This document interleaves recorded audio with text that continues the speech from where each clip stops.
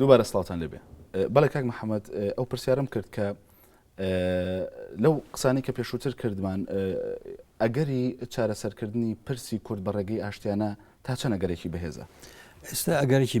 بەهێزە و زۆریش بەهێزە. یەکەم وەسعی منطقەکە گۆڕانکاری زۆر گەورەی تیا بووە. چێ تەوەقوعی کرد هەموو کوردستانی ڕۆژاوا کوردستانی سووریا بکەوێتە دەست کورد،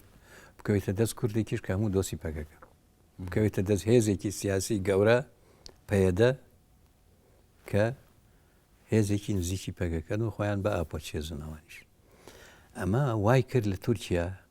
کە بە جددی بیر لە مەسەلەیە بکاتەوە. جارێک ئەحمەد داودەوڵ بە برادێکی کوردی خۆمانی وتوت و ئێمە مشکلەمان نییە ئەگەر باشوور ئەگەر ئێوە ببن بە حکوومەت و ئیعلانی حکوومەتیش بکەن، بەڵام مشکلەی هەرە گەورەی ئێمە کوردی سووریایە، چونکە برای لە تورکیایە براکەی تری لە سووریایە، مامی لێرەیە خاڵی لێرەیە، عەشیرەتەکە نیوەی لەوەیە نیوەی لەوەیە. ئێستا ئەوەی کە ئەوان لێە ترسان ڕوویدا. ئێستا ئەو خەڵکە هەمووی چەکدارە، هەموو کورد لەوێ حکمی خۆیەکە. ئەمە عاملێکی ئەساسی بوو کە عقلی سیاسەتمەدار و سیاسەکانی تورکیای هێنایە سەر ئەوەی کە ئەبێ لەگەڵ پەکەکە دابنیشن. ئەمە عاملی دووەم ئەوەیە کە لەگەڵ ئۆجەلان، چکە منۆکو پێم وتی ئەو میسالانم بۆیە هێنا پێشەوە، ئەو هەموو خەڵکە لەبەی نابوون، حتا ئونۆ یەکێتی نەتەوەکان بە غێر مباشیر ئەویست ئەم مەسەلەیە چارەسەرکە ئەمان هەر ڕێیان ئەوە بوو ئەبێ لەگەڵ ئۆجەلانە. ئەمە خاڵی دووەم وایە کە لەگەڵ ئۆجەلانایکەن. خاڵی سێهەم ئەم گۆڕانکاریە کە لە منتیقەکە هەیە، ممکنە گۆڕانکاری وا بێ ئێستا ئێمە تەواقعی ناکەین شت بەدەستەوەیە کە ڕوادە. ممکنە لە سیاسەتی ناتۆ یا لە سیاسەتی تورکیا ئەوە بێ کە ئەو حلمەی ئۆزال کە هەیبوو کوردستانی عێراق ئیلحاق بکەن بە تورکیاوە و ئۆتۆنۆمیەک یا فیدرالیەک بۆ کورد دابین بکەن لەگەڵ چەند شارێکی سەرسنوور مافێک بدەن بە کورد و بە شەرتێک ئەوان حەقی ئەوەیان هەبێ بێن ویلایەتی مووسڵی کۆن زیینوو بکەن و کە ئێستش لە پەرلەمانی تورکیا ئەوە ئقرار نەکراوە ویلایەتی مووسڵ کە لە مووسڵەوە دەست بێ کاتە خانەقین بە سلێمانیشەوە کە لە زمانی عوسمانیە ئەمەیان دابڕی لە مەمتەلەکاتی عوسمانی کە بەشکرا. محەممەد بێمە سەر ئەوە ینی ئێستا لە وەڵامەکە تا باسی ئەوەت کرد کە باسی عەبدوڵڵا ئۆجەلانت کرد. عەبدوڵڵا ئۆجەلان کە پێی دەڵێن ئاپۆ واتە مام، ینی دەکرێت بڵین لە هەر چوار پارچەی کوردستان لەسەر ئاستی هەر چوار پارچەکە بۆتە سەرکردەیەکی کاریزمی؟ وەڵاهی ئەوەی واقع بە ئێستا سەرکردەیەکی کاریزمیە لە ناو کووردا. بەڵێ ممکنە ئێمەی باشوور بۆ هەر چوار پارچەکە لە ناو کووردا بەعام بەعام لە ناو کووردا بۆ بە سەرکردەیەکی کاریزمی ئەوە ئینکاری ناکرێت. لە کوردستانی باکوور و لە کوردستانی ڕۆژاوا ئەوە هیچ منافیسی نییە. لە کوردستانی باشوور و لە کوردستانی ڕۆژهەڵات هەندێک منافیس هەیە، ئەمانش تاریخ ئیسپاتیەکە کە ئەبێتە کاریزمەوە ئەبێ بە شتێکی ئەوە. بەڵام ئەوەش بزانە کە پەکەکە لە هەموو پارچەکانە هێزی هەیە و قووەتی هەیە و جەماهیری هەیە و ڕێکخراویشی هەیە. بەڵێ بە تایبەت لە باکوور ینی کە وەکو سەرکردەی ڕقم یەک تەماشا دەکرێت لە لای کوردەکانەوە، ینی سوودەکان ئێمە چییە کە عەبدوڵڵا ئۆجەلان سەرکردەی یەکەم بێ؟ خۆی سوودەکە ئەم تاریخەکە دروستی کردو، ئەو تاریخە ئەو خەباتی کە ئەوان کردیان ئەو خەباتە دروستی کردو، ئەو قوربانیدانی کە پەکەکە داوێتی 30,000 پەکەکە لی وەکو خۆیان ئەڵێن، 15,000 چەکداری پەکەکە شەهیدە، 30,000 کەسی سڤیلی دۆستی پەکەکە شەهیدە. ئەمانە ئۆجەلانی والێ کرد. دوایەوە ئۆجەلان حیزبێکی دروست کرد کە زۆر کەس وایان تەوەقوع کرد جارێ هەموو شۆڕشەکانی کوردستانی باکوور تا ئێستا 25 حرەکە و شۆڕش و سەرهەڵدان بووە لە باکووری کوردستان. هەر حرەکەیەکیان گەورە بوو بێ سەرکردەکەیان گرتووە یا گشتیوانە یا ئەعدامیان کردووە، حرەکەکە خامۆش بووە و توایەوە. بەڵام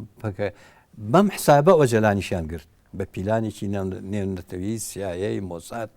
میت یۆنان ئیستیخباراتی یۆنانی هەموو تەعاونیان کرد بۆ گرتنی ئۆجەلان و بۆ شکلە دایان بەدەستەوە کە ئالاساز بە گرتنی ئۆجەلان پەکەکە تەوا بوو. بەڵام ئەو سیستەمێکی وای دروست کرد کە بە گرتنی ئۆجەلان ئەوان گرتنی ئۆجەلانیان کرد بە حافیزێک بۆ تێکۆشان بۆ بەرەو پێشچوون بۆ بەقوتکردنی پەکەکە. و پەکەکە نەڕوخە. ئەمە وای کرد لە هێن لە عەبدوڵڵا ئۆجەلان کە بێ بە کاریزما دوای خەڵکەکە خۆشیانەوە کاک وەکو لای ئێمە نین سەرکردەکانی خۆمان خۆشنەوێ ڕەمزەکانی خۆمان خۆشنەوێ لەوێ خەڵکەکە خۆشەوێ خەڵکەکە لەگەڵیەتی چاک بڵێ ماس ڕەشاڵن ڕاستەکە وایتر وا هاتوو هەتا ئەم مەرحەلە لێرەوانە هەتا ئەم مەرحەلە لێرەوانە هۆکارەکە چییە ینی بۆ نەیانتوانی و ئاوها بن سەرکردەکە نێمە وڵی زۆر عوامیل هەیە ئەمێ بچمەوە تەفاسیلانەوە باشە بە بچمە سەر و پرسیارە ئۆجەلان واتە تۆڵەسێن لە ئێستادا عەبدوڵڵا ئۆجەلان کەسایەتیە کە باوەڕی بە تۆڵەسەندنەوە هەیە یاخود دیالۆگ ئێستا کەسێکە باوەڕی بە دیالۆگێ پێشەوە بێنەستەوە دیێ ئەو مناقەشەیەمان کرد من لە بیقاع لەگەڵی بووم کە ئەیوت 93 مانگی 93 من لەوێ بووم ئەیوت ئەمەوێ پیرۆستەرۆکایە کا بکەم لە ناو پەکەکە و ئەم سیستەمە هاڵوگۆڕێکی تیا بکەم و ئەم سیستەمە عسکەریە بکەم بە سیستەمێکی سڤیل و مەدەنی لە وەختەوە بیرۆکەی وای هەبوو کە دائانیشتین مناقەشەیە کرد من چەندەها جار لەگەڵی دانیشتوم تا نزیکی شەو نیوە شەو تا بەیانی کابراایەک بوو ماندوو نابوو زۆری ئەخوێندەوە معلوماتێکی زۆری لەسەر تاریخەیە تاریخی بەشەریەت لە دروستبوونیەوە تا ئێستا و تاریخی ڕۆژهەڵاتی ناوین لەسەر فەلسەفە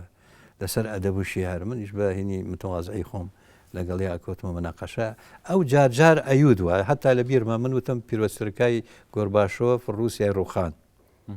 ئەمەی تۆ پەکەکە نەڕوخێنێ وتی ئەوان دەوڵەت بوون کە دەوڵەت ڕووخا حیزبەکەشی لەگەڵا ڕووخا ئێمە دەوڵەت نین هەر حیزبین حیزب ناڕوخێ یعنی فەلسفەیەکی وای هەبوو کە هاتیشە ئەوروپا من لە ڕۆما چوومە لای بینیومە لە ئیتالیا وەکو دەست بەسەر بوو کە من چوومە لای عینی فکرەی تەرح کردەوە ئەگەر ڕێگەم پێبن لە ئەوروپا بێنمەوە واز لە ڕۆژهەڵاتی ناوەڕاست دێنم مەقسەد لێ بوو کە لە سووریا و لە منتیقە بوو لێرە هەوڵەدەم سیستەمێکی نوێ بۆ حرەکەی کوردی لە باکووری کوردستان و لە هەموو کوردستان بە سیستەمێکی مۆدرێن دروست بکە و ئەمەش لە نامەکەیشە لە ئەخیری نامەکەیشە هەندێک ئیشارەتی داوەکە ئەڵێ بە ئاشکرا ئاڵێ ئەڵێتر من مهمەکەم تەوا بوو هێنا بە خەڵکەکە ئەڵێ مهمای لەمە دووە خەباتی سیاسی و دیپلۆماسی و کولتوری و خەباتی سڤیلە ئەوەش لەسەر شانی ئێوەیە لە نامەکەیە فەقرەیەکی بایتایە ئەویش ئیشارەتێکی وازیحە بۆ ئەوەی کە لەمە دووە خەباتی سڤیل و خەباتی مەدەنی پێش بخە باشە کاک محەممەدیانی وەکو تۆ خۆ دوتت ماوەیەکی زۆر لەگەڵ عەبدوڵڵا ئۆجەلان نبووی بەڵام ئەو کات بۆچی نەیتوانی پێشوەخت ئەم پرۆسەیە دەست پێ بکە ڕێگری هەبوو یاخود خۆی کاتەکەی بە زوو دەزانی ئەوەی خەتەی کە من ئەڵێم لە 92 لەوێ بووم ئیتر دوای ئەوە زەختیان خستە سەر معسکەرێکیان هەبوو لە بیقاع معسکەرەکەیان پێدا خستن کادرەکانیان بڵاوی کرد ئینزاری خۆیان کردەوە بوو ئینزاریان کرد کە ڕۆی مەجال نەبوو کە بکرێ ئەوە ئیشی ڕۆژ و دوو ڕۆژ نەبوو ساڵی ئەویست دو ساڵی ئەویست دوایش کە هاتە ئەوروپا لەوێش نەحەسایەوە چوە رووسیا هاتە یۆناان هاتە ئیتالیا دیسان ڕۆیشتەوە بۆ یۆناان چووە بۆ رووسیا تا وایان لێکرد مەجای نەبوو ئیشەکانی بکە یعنی من بۆ ئەوەیە جێڕمە زیاتر بڵێ حکوومەتی تورکیا تا چەند ینی مستەفید دەبێت لە پرۆسی ئاشتەوایی لە تورکیادا حکوومەتی تورکیا مستەفیدێکی گەورە ئەبێ حکوومەتی تورکیا لەگەڵ باشووری کوردستان خۆتانەزانن هەموو ڕۆژێت تەلەڤیزیۆنەکەتان باسیەکەن لە 10 ملیار و تا 15 ملیار هەموو ساڵێ تەباتولی توجاری و مەسلحەتی هەیە 1600 کۆمپانیای تورکی لێرە ئیشەکە لەم پارچە پچکۆلەی کە باشووری ناوە ئەمانە هەموو ئیسیفادەکەن ئەم وەزع اقتصادیەی کە تورکیا لەگەڵ باشووری کوردستان هەیەی سەر ناگرێ ئەگەر ئاشتی و چارەسەری مەسلەی کوردنەکە لە تورکیا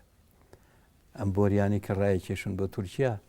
ئەگەر پەکەکە بە چەکداری بمێنێتەوە حرەکەی چەکداری بەهێز بێ هەروە بە سەلامەتی دەرباز نابێ ئەو بۆریانە ئەمە لەلایەک دوای پەکەکە ئێستا ڕەوشێکی وەسعێکی تایبەتی هەیە لە ناوچەکە علاقاتێکی ئیقلیمی باشی هەیە لەگەڵ دەوڵەتی ئیقلیمی و دەوڵەتەکانی دەرەوەش حکوومەتی تورکیا ئەگەر ئەمە بکە ئەو پارەی ملیاراتەی کە لە شەڕا سەرفیکابیکە بە ئاوادانی لە تورکیا بێ بە جەنەت دوای ئەوە بە هەموو قەناعەت مەواڵێم ئەردۆگان سەرکەوێ لەم پرۆسەیە واتە مانەوەی پەکەکە دەتوانێت ئەم پرۆژە زۆرانی تورکیا کە لە باشوور هەیەی ئەم ئابوووریە زۆری کە لە باشوور هەیەی دەتوانێت لە باری بەرێ ئەگەر شەر چارەسەر نەبێ حتمما یان ئەگەر لە باریشی نەبەرێ مشکلێکی گەورەی بۆ دروستەکە قەناعەتم وایە سیاسیەکانی تورکیا حزبی ئاک پارتی حزبی عەدالەت و تەنمیە گەیشتونەتەوە قەناعەتەکە تەسحیە بە هەندێ مەسائلی سیاسی بدەن لە پێناوی مەسائلە اقتصادیەکانە ئەمڕۆ خۆ دەزانی اقتصاد لە هەموو عالەما دەورە بینە ئیشەکە بەڵێ بەدەر لەوە لەسەر ئاستی نێودەوڵەتی ینی بۆ نمونە بۆ بە ئەندامبوونی تورکیا لە یەکێتی ئەوروپا ئەمەشیان دیسانەوە ئەگەرێکی ترەکە ئەگەر پرۆسی ئاشتی ئەمە چارەسەر نەکە ناتوانێت بێت تا مەسەلەی کورد چارەسەر نەکە ناتوانێت بێ بە ئەندام ئەوروپیەکان پێیان وتون ئێمە وەختە لە ئەوروپا بۆم معلوماتی دقیقمان هەبوو لەسەر مفاوەزاتەکانی و دانیشتەکانی حکوومەتی تورکیا و یەکێتی ئەوروپا چونکە دوای ئەوان ئێمە چوونێ لایەن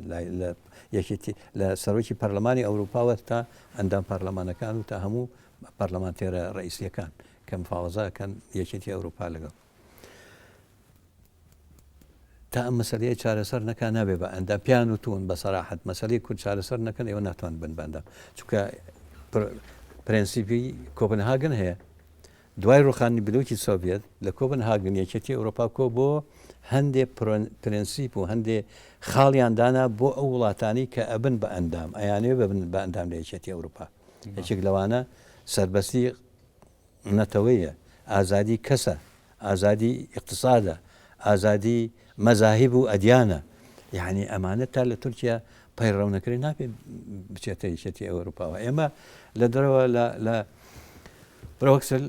پەرلەمانی دەرەوەی وڵاتمان هەبوو هەموو ئیش و کارمان ئەوە بوو لەگەڵ یەکێتی ئەوروپا کە تێکەلیمان چەگەکە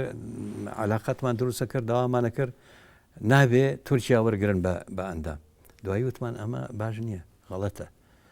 بوون بە ئەندامی تورکیا لە یەکێتی ئەوروپا 20 میلیۆن کورد دەبێ بە ئەوروپی بەبێ مشکلە و مەجبورە پرەنسیپەکانی کۆپنهاگن جێبەجێ بکە کە ئازادی کەس و ئازادی فکر و ئازادی زمان و هەموو شتێکە یانزە خاڵە کە هەموو شتێکی تیا ئەبینیتەوە کە تورکیا بوو بە ئەندام لە یەکێتی ئەوروپیا ئێمە ئەتوانین بە مزاهرەیەک لە شارێکە ئەو مەتاڵیبانەی کە هەیە جێبەجێ بکەن نابێت بە هەدەفی ئەردۆگان چییە تورکیا بچنە یەکێتی ئەوروپیەوە ئەم مەسلەی کوردە چارەسەر بکە هەچەند ممکنە ئەوان ئێستا لە خیتەی ئەوانە هەیە حکوومەتی تورکی کە مەسلەی کورد چارەسەر بکەن نەک بەو شکڵی کورد ئەیەوێ یا پەکەکە ئەیەوێ یا من و تۆ بینی لەکەینەوە ممکنە بەو ذهنیەتە کە ئەوان خۆیان نەیانەوێ بە هەندێک مافی کولتوری و تەلەڤیزیۆن و ڕادیۆ گۆڕانکاریەک و والیەک دانێن کورد بێ و ئەمانە چارەسەری بکەن ئەمانە نابێ بەمە نابێ کورد خوێنی ڕشتووە ئەبێ مقابلی ئەو خوێنە تعویز وەرگرەویش تعویزی چییە مافی قومی میلەتی کوردە لە تورکیا بەڵێ باشە کاک محەممەد بۆ پێیتەوە میشە کەسێکی نزیک بوو لە پارتی کرێکارانی کوردستان لە ئێستادا کام لایەن لە لایەنەکانی باشوور هێزەکانی باشووری کوردستان نزیکن لە پارتی کرێکارانی کوردستانەوە وەڵا ئێستا بەگشتی منەوە تقریبا 12 ساڵە لێرەم لە بینی سەرکردایەتی یەکێتی و ئەوان لەم دوای شای پارتی و ئەوان هێزەکانی کوردستان هەمویان پەیوەندی و علااقەتی باشیان هەیە باشترینیان یەکێتی علاقی باشی هەیە گۆڕان علاقی هەیە لەگەڵیانە یەکگرتو ئیسلامی لەگەڵیانە علاقی هەیە پارتی دیموکراتی کوردستان علاقەیە لە مستەوای کاگنەشیر و قیادەی قەندیل لێرەوە هەر لە عینی شت یعنی ئەمانە هێزە سیاسیە ئەساسیەکانی باشووری کوردستان لەم 3 ساڵ و 2 ساڵەی دوایە علااقەتێکی باشی تەبیعیان هەیە لەگەڵ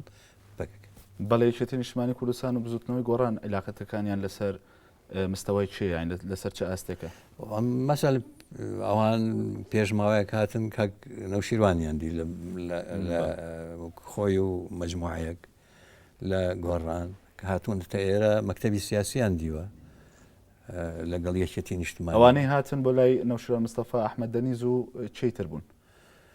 واللهی ناو تۆزێک زەحمەتە بەڵام قیادەی پەکەکەوی مخەوەل بوون بە هەموو شتێک من ئەتوانم ئەوە بڵێ بەڵێ کاک محەممەد پرسیارێکی ترەوەیە کە لە خۆرهەڵات پژاکی لێ دەرچێت تاوەکو ئێستا هیچ پارتێکی کوردی نەپشتگیری خۆیان بۆ پەیامەکەی ئۆجەلان و پرۆسەی ئاشتی لە تورکیا ڕاگەیاندووە و دژایەتیشی دەکەن ینی هۆکاری ئەم بێدەنگیە چییە؟ وڵی بەداخەوە برادرانی هێزە سیاسیەکانی ڕۆژهەڵات منەوە ڕۆژە یادی ژاک بوو پێرە لە قەندیل بووم لەوێ وتارێکیشم خوێندەوە لە وتارەکە ئەو گلەیەم کرد کە ئەگەر هێزە سیاسیەکانی ڕۆژهەڵاتی کوردستان ئیسە نزیک نەبنەوە و تەوافقێک دروست نەکەن و یەکتری قبول نەکەن ئەیکەی کە ئێستا ئێران لەسەر ئەبوابی وەکو هێنەڵێ لەسەر ئاگرە ئەکوڵێ چواردەوری ئێران و ئێران خۆمان نزانین کە هەموو ڕۆژێکشت ئەوترێ دەربارەی ئێران و ئەمریکا و ئیسرائیل و ئەمریکا چی تا ئێستا ئەوانە دوور بە دوور دانیشتون سەیری ئەوەکەن کەرەم و ڕەحمەتی ئۆباما بێ ئێران تێک باوان بچنەوە ئەمە لەلایەک لایەکی تر ئەوەتەی پەژاک دروست بووە ئەمانە دانی خێریان بە پژاکە نەناوە ئللا هەندێک مەجموعاتی تر نەبێ مەسەلەن هەندێک کەسان علاقەیان لەگەڵ هەیە مەپینە حەز نەکەن ناویان بڵێ بەڵام هێزە وسەل برادرانی کۆمەڵە برادرانی دیموکرات ئەوانە نەکردانی خێران پیانە ناوەن ئەنواع و قسە و قسەڵێکیشیان بۆ هەڵە بەسن ئەم پرۆسەیە هی پەژاک نییە کە ئەوان ڕخیان لە پەژاکەڵێن پەکەکە دروستکە ئەم پرۆژەیە هی 20 میلیۆن کووردە 25 میلیۆن کورد لە تورکیایە داوای مافی قەومی خۆیەکە کە بەسیترین شتە داوای زمانی کوردیەکە باشە قسەیەکی لەسەرەوەی کە ئێران پاڵپشتێکی سەرەکی پەکەکەیە ینی ئەبێ هۆکارێکی ئەو بێکە پارتە کوردەکانی خۆرهەڵات بێدەنگن لە ئاست پرۆسی ئاشتی لە جارێ ئەو شەڕێ ئەوان کردیان لەگەڵ ئێرانە شەڕێکی زۆر گەرم بوو ئەوە ماوەیەک لەمە پێش تقریبن 6 مانگ شەڕەکە وەستن بڵێ اتفاقیە کرا لە بینی پژاک و ئێرانیەکان شەڕیان وەستان لەبەر مەسلحەتی عام لەسەر زەخت و داوای باشوور کەوانەوە وازەحە کە پژاک بەشێکە لە پەکەکە باڵێکی پەکەکەی نەک شەرتێ نەک باڵێکی پەکەکەیە بل لەو تارەی دوێنێ ئەوەم و تەلەڤزیۆنیش نازانم یەک دوو تەلەڤزیۆن وڵایان کردبووە خۆم جێم لێ نەبوو کۆمەڵێکی گەنجی کوردی ڕۆژهەڵات لە ناو پەکەکە بوون گریلە بوون کادری سیاسی بوون ڕۆژ بە ڕۆژ خەڵگە هاتن بۆ ناو پەکەکە ئەوەی کە من ئاگادارم هێزە سیاسیەکانی باشوور و ڕۆژهەڵات گلەیان لە پەکەکە ئەوە بوو کە ئێوە دەسەخەنە ناو پارچەکانی ترەوە و خەڵکەکانی ئێمە و کادری ئێمە و گەنجی ئێمە ئەچن ئەبن بە پەکەکە ئەوانیش بیریان کردەوە بۆ ئەوەی لە مشکلەیە نەجاتیان بێ هاتن پژاک دروست بوو پەیەدە دروست بوو پارتی چارەسەر دروست بوو لەو کوردانەی خەڵقی باشوور پارتی چارەسەر دروست بوو لەوانەی ڕۆژهەڵات پژاک دروست بوو لەوانەیە ڕۆژ ئاوا چەند ڕۆژ ئاوایەکان زۆر لە ناو پەکەکەیان لەسەر کردایەتی پەکەگەشن پەیەدە دروست بوو بۆ ئەوەی لەم گلەیەی ئەم هێزە سیاسیە کوردیانە دوور بکەونەوە بەڵام کە پژاک دروست بوو لە ماوەیەکی کەما پژاک ئیسپاتی وجودی خۆی کردکاکە پژاک شەڕی کرد پژاک تەنزیماتی کرد پژاک توانی لە کرماشان و تاوەکو ئێلام لە ئێلامەوە هەتاوەکو ئورمیە و تا خوی و ماکۆ بە بەسنە و مەهابات و بانە و مەریوانە تەنزیمات و فکری خۆی بڵاو بکاتەوە بەڵێ هەچە من ڕاییم لە ئەساسەوە لەگەڵ برادران کە مناقەشەم کرد ڕەئیم وا بوو کە پژاک دەستپێکردن بە شەڕی چەکداری دەست پێ نەکە بۆ ئەوەی بتوانێت تەنزیماتێکی گەورە دروستەکە ڕێخستنێکی گەورە دروستکە لە هەموو کوردستان بەڵێت دوای ئەوە پژاک بۆچی دروست بوو پژاک دوای ئەوەی کە کوردستان گیرایەوە لەلایەن سیستەمی حکوومەتی تارانەوە هێزە سیاسیەکانی ڕۆژهەڵات هەموو هاتنە باشوور قسمێکیان چوونە ئەوروپا قسمێکیان هاتن لەم ناوەی کە خۆمان ئەیزانین بۆشاییەک دروست بوو باڵایەکی گەورە دروست بوو ناومێدیەک لای خەڵکی ڕۆژهەڵات دروست بوو ئەم وەسعیشی کە لە ناو هێزە سیاسیەکانی ڕۆژهەڵاتە ئەیبینین لێرە و ئەم پارچە پارچە بوون و باڵباڵێنەی و ئەمانە ناومێدیەکی گەورەی دروست کرد پژاک هات ئەم ناومێدی کرد بە ئومێت و ئەو بۆشایی پڕ کردەوە وەکو وتم بوو بە هێزێکی سیاسی عسکەری تەنزیمی بەڵێ کاک محەممەد پرسیارێکی تر هەر لەسەر کاریگەری ئەم پرۆسی بەسەر پارچەکانی دیکەوە ینی لە باشوور ئێستا وازەحە کە حزبە باڵا دەستەکان یەکێتی نیشتیمانی کوردستان و پارتی دیموکراتی کوردستانە پاش سەرگرتنی پرۆسەی ئاشتی لە تورکیا ئەم هاوسەنگی هێزە هەر بەم جۆرە دەمێنێتەوە یاخود تەسیراتی خۆی دەبێت وەڵا حتمما تەسیراتی خۆی دەبێت بەڵێ تەسیراتەکە چۆنە ینی تأثیراتەکە یعنی ئێستا مەحوەری کورد بەڵێ لە عالەمە کە باسەکەن باسی حکوومەتی باشوور و وەزعی باشوور و هێزی سیاسی باشوور و ئۆکۆنۆمی اقتصادی باشوورەکەن ئەگەر ئەم پرۆسەیە ئاشتیە سەر بگرێ بەو شکڵی کە لە زەهنی ئێمایە و برادرانی پەکەکە داوایەکەن و کە ئەوان ئێستا مەسەلەی نەوەیەک لە فیدرالی سەرخۆی دیموکراتی پێیاڵێن خۆیان فەلسفەیەکی وەجەلان هەیە سربەخۆیی دیموکراتی هەموو شتێک بە هەڵبژاردن و کورد خۆی ئەو مجتەماعی کاڵیە بژێری حکمی ئەو شارە و ئەو منتیقەیە بکاو ئەم منتیقانە دوایی پەیوەندی لەگەڵ یەکتریا دروستکەن تورکیا ئەمە قبولەکە ئەمان ئەمەی هەدەفیان و ئەمەی شیانەوێ و لەسەرم ئەساسی شاتونەتە پێشەوە ئەگەر تورکیا ئەمە مەرجە نەگووەکو مەرجە پرۆگرامی ئەوانە تورکیا ئەگەر ئەمە قبول نەکە ئەم پرۆژەیە سەر ناگرێت دوایی ئەمان ناڵێن تورکیا پادشاکەین ناڵێن عالەمی تورکیا ماوکە ئێستا ئێمە لەسەر دایرە حکومیەکان عالەمی بەغایش و عالەمی کوردستانی شەیە ئەوان کەسک و سوورەکەی خۆیان هەیە و بە عالەمی تورکیاشی لەگەڵ بێ هەموو ئیدارەکە ئەم سەرخۆی دیموکراتی باش ئەمە قسەکردن بوو لەسەرەوەی کە ئەو کات باکوور بەهێزترە بێ حتمما ناڵێن بەهێزترە بێ چونکە اقتصادی ئێرە نەوت و گازی باشووری کوردستان کە شتێکی تەسەور ناکەین ئێمە چۆنە ئەوان لە ئاسمان و هەمووی ئەبینن بە ئەقمەر سەناعی ئەمە وای کردووە کە غەرب و ناتۆ و ئەمریکا و دار و بەرد ئیحتیمامێکی گەورە بێرە بدەن و دەستی پێوە بگرن باشە قسەکە ئەوەیە ینی لە پاش سەرگرتنی پرۆسی ئاشتی زیاد لە 15 ملیۆن کورد لە باکوورە حتمما ئەوێ بەهێزتر ئەویش ئەبێ بە میحوەرێک بڵێ من ناڵێم ئەبێ بە مرکز بڵێ ئەویش ئەبێ بە میحوەرێک ئێرەش ئەبێ بە باشە من پرسیارەکەم ئەوە بوو یعنی لە ناو باشووردا ئەم هێزانە ئێستا باڵا دەستن ینی وازەحە پێگەی هێزەکان زۆر وازەح و دیارە لە پاشەوەی ئەم پرۆسەیە سەر دەگرێت هاوسنگەکە گۆڕانکاریەکان چی کە بەسەریا دێت ینی لە ناو باشووردا چه هێزێک بەهێزتر دەبێت چه هێزێک پاشەکشێ دەکات لە ناو باشوور خۆیان ئێمە لەبەر ئەوەی پرۆسەی دیموکراتی هەیە لێرە پرۆسەی هەڵبژاردن هەیە لێرە یعنی من نمونەیەک باس بۆ نمونە تۆ وتە دەکێتی نیشتیمانی کوردستان نزیکە لە پەکەکەوە باشتر لەوانی تر ینی دەکرێت لێرەوە بڵین ئەو کاتی کە پرۆسی ئاشتی سەردەگرێت یەکێتی دەبێتە هێزی باڵادەست لە هەرێمی کوردستانە ئەمە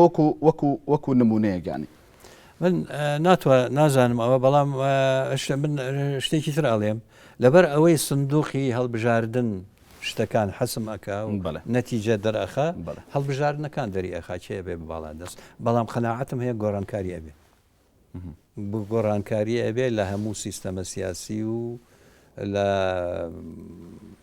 ناو حیزبەکان و یعنی گۆڕانکاری ئەبێ بڵێ باشە ئەگەرێکی بەهێزە ینی هەرێمێکی هاوشێوەی باشوور لە باکوور دروست ببێت وەڵا دوور نییە لە ڕۆژهەڵات دروست بووە لە ڕۆژاوە لە باشوور هەیە ئەو پرۆژەیەش سەر بگرێ چێ ئەڵێ تێکەڵ یەک ناکرێ ینی بڵێ قسەیەک هەیە ینی لەسەرەوەی کە ئەوەی ئێستا ڕوودەدا لە تورکیا تاکتیکێکی ئەمریکایە بۆ ئەوەی دەوڵەتی کوردی لە ناوچەکە دروست بکە بۆ پشتیوانیکردنی ئیسرائیل ینی دەمەوێت خوێندنەوە هەبێ بۆ ئەوە تا چەند ئەمە ئەگەرێکی منطقیە من بە کورتی سوپاس دەکەم معلومات وەکو معلوماتم نییە بەڵام دوور نییە ئەوە یەک حقیقەت تێگەیشتم کە مەسەلەی کورد خاڵێکی استراتیژیە لە سیاسەتی ناتۆ و ئەمریکا لە ڕۆژهەڵاتی ناوەڕاست کورد حسابی بۆ ئەکرێ باشە هەموو پارچەکان وە دووریش نییە مەسەلە باشوور و ڕۆژاوا یا ئەو پرۆسێ سەر بگرێت باکوور و ڕۆژئاوا کە ئێستا چونکە باکوور زۆر تێکەڵترن لەگەڵ کوردستانی ڕۆژاوا زۆر تێکەڵترن لەگەڵ باکوور هەتا لەگەڵ باشوور ممکنە ئەو پرۆسەی ئاشتیە تەشەنە بکە ئەو سەرخۆی دیموکراتیە کە ئێستا لە ڕۆژئاوا پیادەیەکەن لە ڕۆژئاوا تەطبیقیەکەن ئەوان عملیەن پێدە تەطبیقیەکە ئیدارەکان خزمەتگوزاری لە هەموو ناحیەکەوە ئەوان ئەیکەن ئەوە لەگەڵ باکوور ئەوە بێ ممکنە من ناڵێ بۆ پاراستنی ئیسرائیل یا بۆ خزمەتی ئیسرائیل جاکوا ئەوە بکردن بۆ خزمەتی کورد باشە لەسەر ئاستی نێودەوڵەتی ینی ئەمریکا پشتیوانی خۆی ڕاگەیان بۆ پرۆسی ئاشتی لە تورکیا بەڵام پێویستە لەسەر ئاستی عملی ینی کورد هەوڵ بدا وابکە کە هەم ئەمریکا هەم وڵاتانی ئەوروپی تەداخل بکەن لە مەوزوعدا ینی ضرورە وابکە کە تەداخل زارورە و کردوشیانەوە پێدا بەدەپا برادرانی بەدەپا حزبی بەدەپا یەکێک لە ئیشەکانیان ئەمڕۆ لە دوای نامەکەی ئۆجلان و پەیوەندیکردە لەگەڵ هەموو سەفارەتەکانی دەوڵەتی ئەوروپی و ئەمریکی لە بەدەنگەوە هاتنی ئەوان چۆنە وەڵا تا ئێستا پیرۆزباییەکەن تا ئێستا بە شتێکی باشی ئەزانن و ئەو خەباتە گەورەتری ژەبێت چ لە ئەوروپا چ لە ناو تورکیا و بە تایبەتی زۆر دوور نییە مەسەلەن وەبدی بەدەپە بچن بۆ تووری بۆ ئەمریکا لە فترەیەکی معەنە بۆی لە کۆنگرس باسی ئەو مەسلەیە بکەن و بڕیارێ وەرگرن یەک پرسیاری تر هەیە ینی کە زۆر گرنگە ویژەوەیە پەکەکە لە نەتەوەی گرتوەکان بە ڕێکخراوێکی تیرۆریستی ناسێنراوە دواتر ینی دەستگیرکردنی قیادی پەکەکە ڕەنگە کارێکی ئاسان بێت چی کراوە بۆ ئەوەی لەسەر ئاسی نێودوڵەتی ینی پەکەکە لە ڕێکخراوێکی تیرۆریستی بسڕێتەوانێ پەکەکە قیاداتی پەکەکە بە کورتی سپاس دەکەم بەڵێ نایەنە تەنکاوە هەتا ئەو بڕیاری تیرۆرە لەسەر پەکەکە لانەچێ پێیان لە چیان نایەتە خوارەوە تا بڕیارە لانەچێ بۆ ئەوەی دەستگیر نەکرێن اختیال نەکرێنەوە کەوسێ ئافرەتە لە پاریس تیرۆر کرا زۆر بە کورتی داهاتوی نزیک چیمان پێ دەڵێت زۆر بە کورتی زۆر بە کورتی داهاتووی نزیک ئەم قەرنە قەرنی کووردە و من زۆر گەشتبینم بە مەسلەی کورد و ئەو پرۆسی ئاشتیە لە تورکیا سەرەگرێ و دووری ژنیە ڕۆژهەڵاتی ڕۆژئاوای کوردستان ڕەبت کردیا بە باشوورەوە یا بە باکوورەوە بەڵێ زۆر سپاس بۆ محەممەد ئەمین پێنجێنی نووسەر و چاودێری سیاسی سوپاس دەکەین کە ئامادە بووی لە ستۆدیۆ چاوپێکەوتن زۆر سپاس بۆ ئێوەش عزیزان یەناوتی تا بەرنامەیەکی دیکە شاد و ئاسوودە بن.